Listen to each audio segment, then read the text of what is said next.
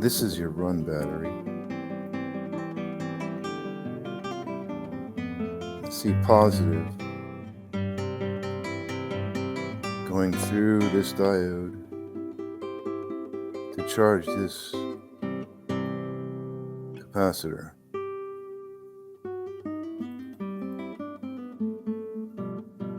Positive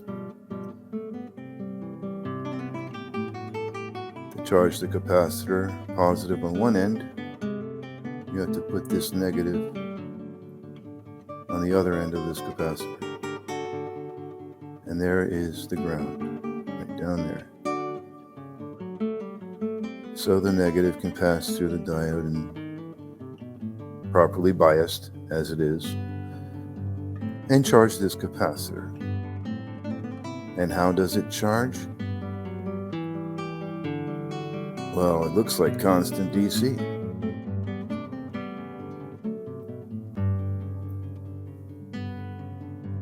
Constant current DC. There's no pulse required to charge this capacitor. In fact, there is no pulse going on here. The transistor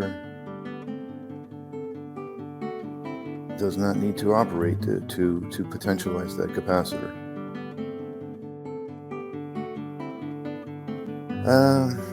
So the capacitor gets charged with 12 volts constant.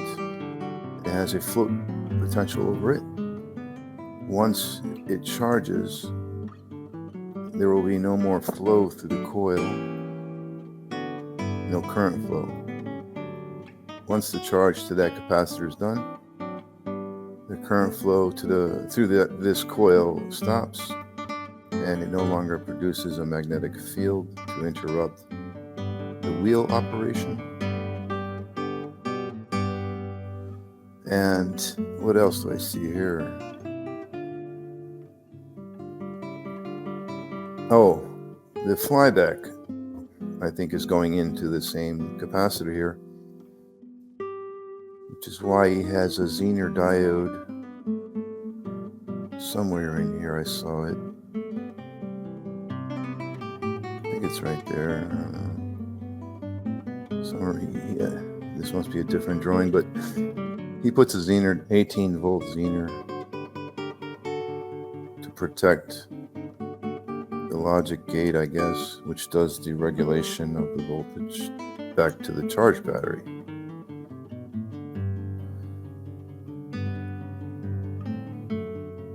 So why did he have that Zener, 18 volt Zener? To protect the logic gate from the flyback.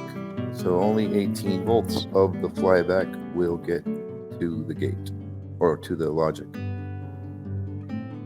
or 18 volts or less. That's what I'm guessing he has the Zener for. And when the transistor closes right here and switches the same coil that feeds constant DC to the capacitor here,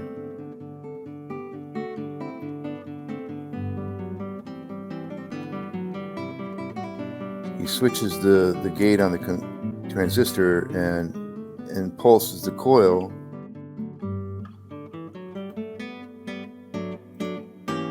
one time, and then the coil flies back. He has,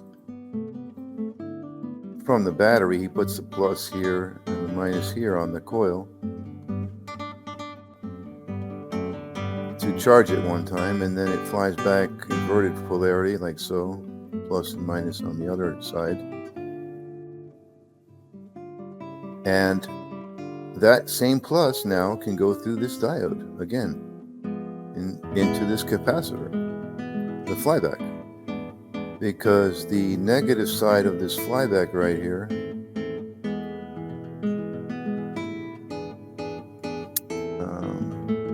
I believe it can cross through the battery plates and force charge, or force reverse charge this battery, the primary battery, in order to get to this ground down here at the bottom This is also a ground. So this negative flyback, I believe he's using the battery to cross through the battery with the negative flyback. Even though he's sending a negative into the positive terminal of the battery. But this is high voltage, low current. So I do believe you can do this with low voltage, with high voltage, low current. Send a negative through the positive. Because even though the battery is kind of a biased to current flow, it can receive in both directions.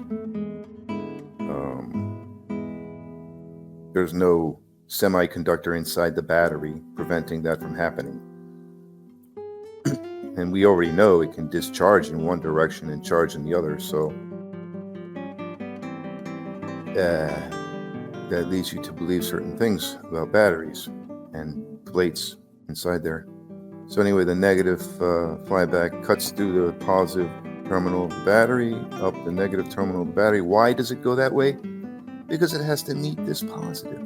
That negative has to meet up with that positive. The negative flyback has to meet the positive flyback. We already know the positive flyback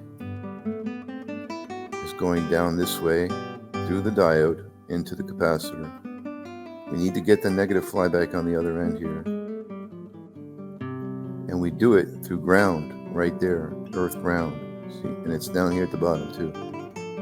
So this negative will be able to cut across the battery plates into the ground, back up the ground through the diode. Because it's a negative, it can go this way through that diode because it's properly biased, and charge up the capacitor.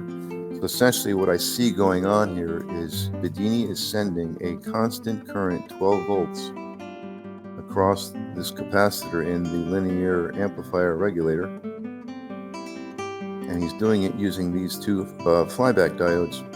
They're both high voltage, and he used them because after he sends the constant 12 volts into this capacitor, and it stays constant even during the flyback, which I think is pretty handy. So you keep the potential there on that capacitor. And mind you, once this capacitor is charged, it's not going to interfere with this coil and the field generation, because it's no longer creating a load on this coil, and it just won't create a field either. So he keeps this charged, and he charges it like so, and the negative goes down the ground, back up the ground through the diode to charge here. And that's the forward charge from the battery, the constant charge. And then the flyback comes out the same way. And how do you know that? Because first you have a plus here and a minus here on your forward charge. And then the field inverts during the flyback, and this becomes a positive, and that becomes a negative. And that's how you know this positive can go through that diode, and this negative can go through the battery, through the ground, back up the ground, and through this diode to charge the capacitor inside the linear amplifier regulator. Very ingenious move by John Bedini here. It's not something that's not done here and there. They do things like this in electronics. They do put constant charges over things for certain purposes, and this is a good one. This is a good reason to do it here. Like Bedini said, there's no secrets here, no mysteries. He's using well-known electronic concepts to do things. I mean, not well-known, but known. They're known, not well-known. Anyway, that's what I see going on here with this linear amplifier regulator. Short one for today.